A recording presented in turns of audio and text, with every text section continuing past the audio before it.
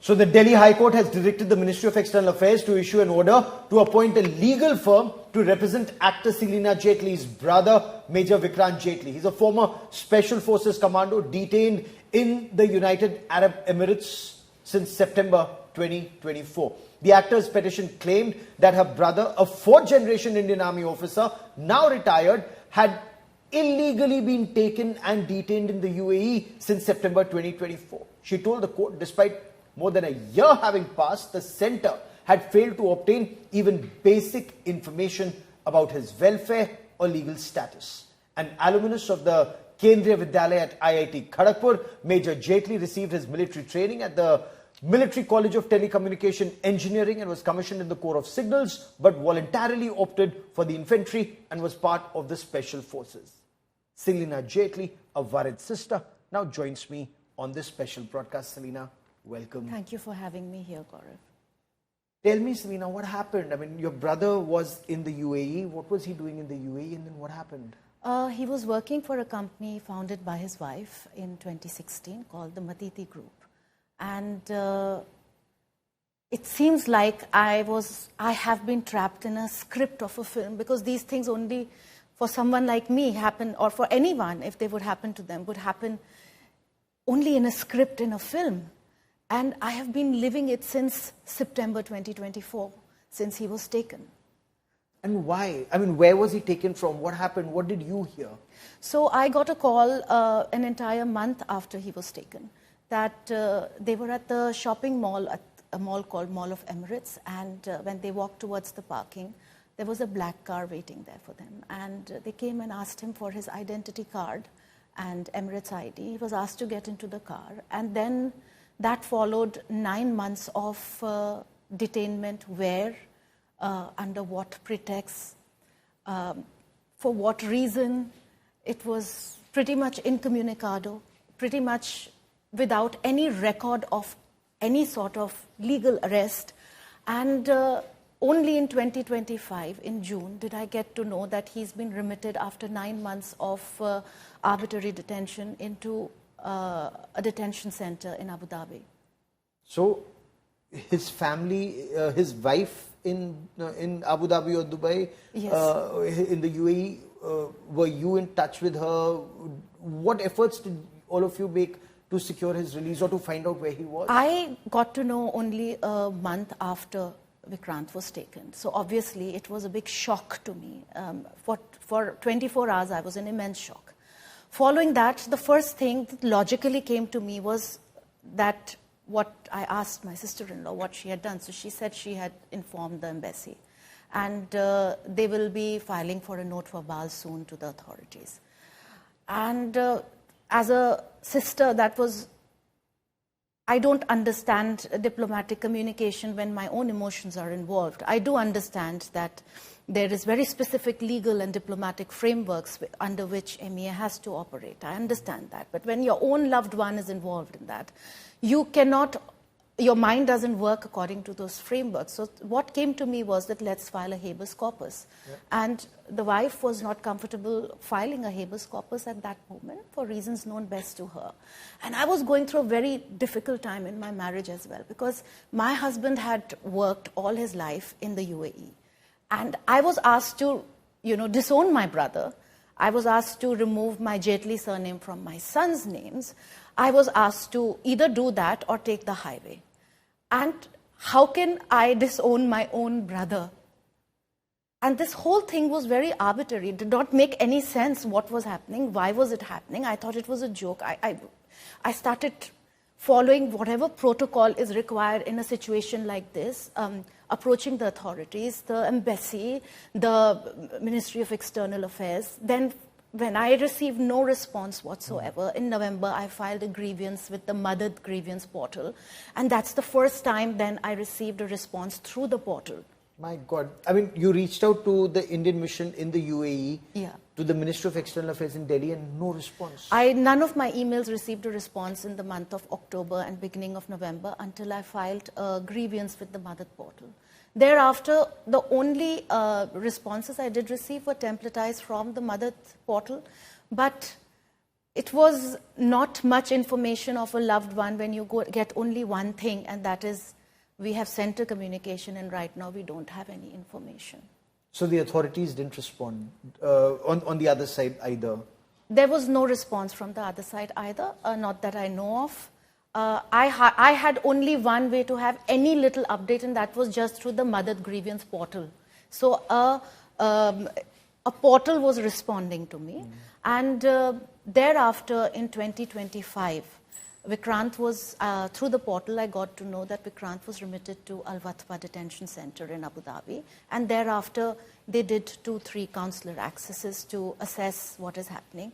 But still, there was no clarity in the legal aspect of why he's being detained, for what. Is there some, what do you call it? Is there some, has he been prosecuted?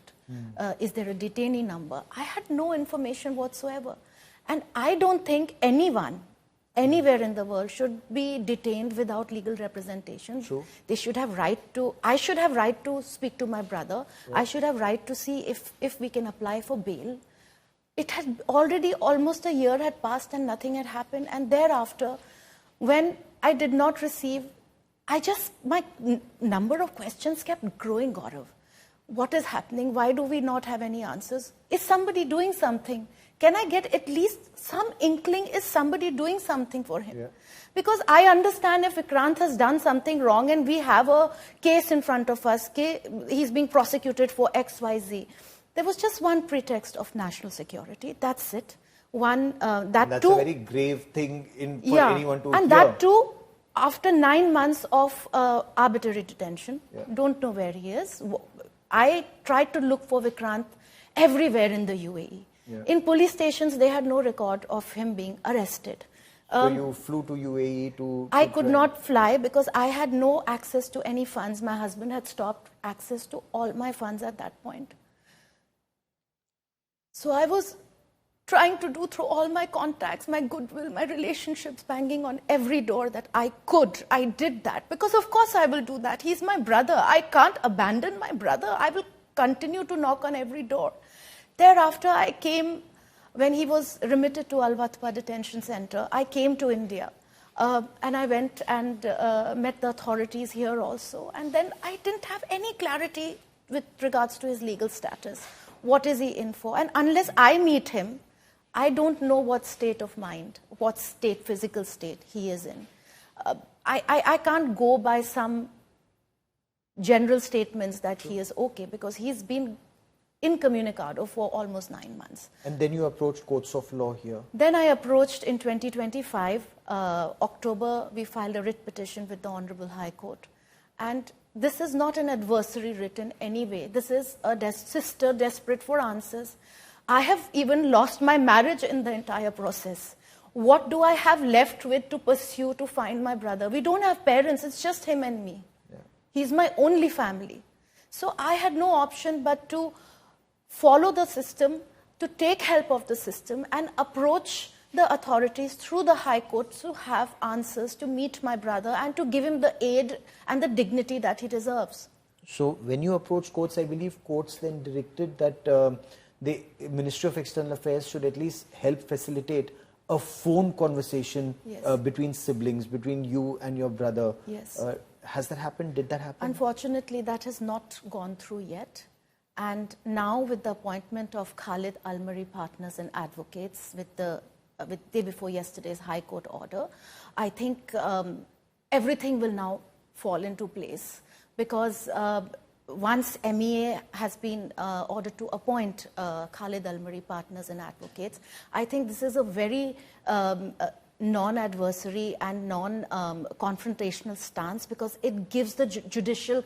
You see, Ministry of External Affairs operates within very specific legal and diplomatic frameworks. So with this order, they will also have the judicial clarity to, sort of enforce in a joint coordinated effort for whatever steps need to be taken for the release of Major Vikrant. Till date, you have absolutely no idea why he was picked up, why he was detained, Where was he taken? Of course, until it happened through courts. But why was he picked up? You have no idea. Where was he working? What was he doing in the UAE? So as I told you, he was working for a company which was founded by his wife in 2016, Matiti Group International. They were into human resources, risk management, IT, information technology, and they had many verticals. That's what he was doing. And what I know about my brother's matter is only one thing. There is one prosecution number that I have right now, and I have a terminology called national security. That's it. And you have absolutely no idea what aspect of national security is this. But tell me this, in court, when you sought the appointment of a legal firm, and I believe that legal firm in the UAE is now representing you pro bono, they're not charging any money. Is that true?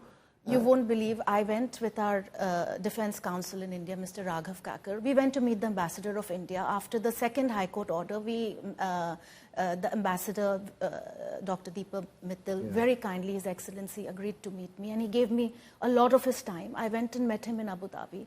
And after the meeting, we were also made to understand that Vikrant needs legal representation, and nothing has been appointed so far.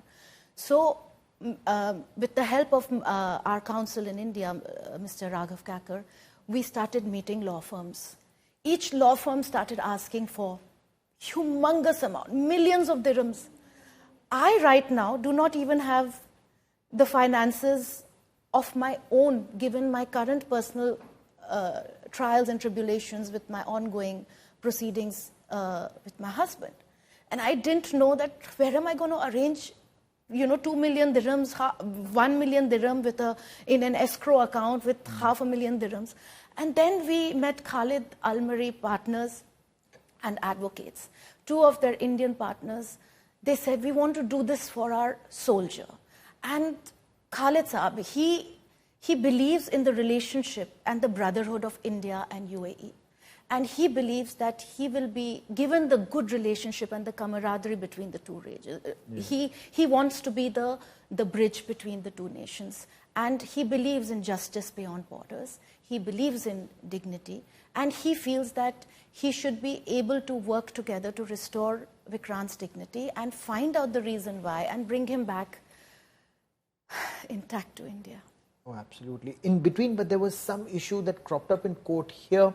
With the Ministry of External Affairs submitting in court that Major Vikrant apparently said that he wanted a firm to be chosen by his wife. Yes. And you wanted a firm to be chosen, a different firm to be chosen. No, absolutely not. No. There's nothing like that. I'll tell you what. The thing is this, that we were waiting, I was waiting for an entire 16 plus month for his wife to appoint a legal firm for Vikrant. You see, that's where the difference is. And that legal firm till date, despite the embassy having given her on the 19th of December, an email was sent to her. They also gave a lot of options for appointing a legal firm, and no legal firm till date was appointed for Vikrant. Probably financial constraints or reasons known best to her.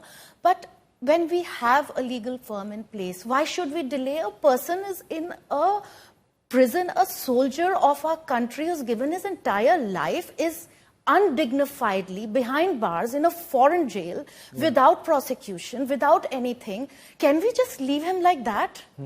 It's a human right. Even under the Vienna Convention, it's a human right to have legal representation. And I want him to have his dignity intact. And that's what I am standing for. I'm not standing for it should be done my way. I'm standing for what basic human courtesy that soldier of our country needs right now. So, I'm sure you know that India and UAE are very close strategic partners. The president of the UAE was here some time back, Sheikh Mohammed bin Zayed Al Nahyan. Yes. And he and the Prime Minister are very, very close. So have you tried to reach out to either seeking their intervention? I needed to have clarity from the Ministry of External Affairs, which now everything is falling into place, because without clarity, without them giving me the blessing, how could I just go directly to the PM or the leadership, the benevolent leadership of UAE? I myself have lived in the UAE for many years after my marriage. All my sons were born in Dubai. It's one of the best countries in the world to live in. No crime, nothing. And I really applaud that because I've had one of the best years of my life in the UAE.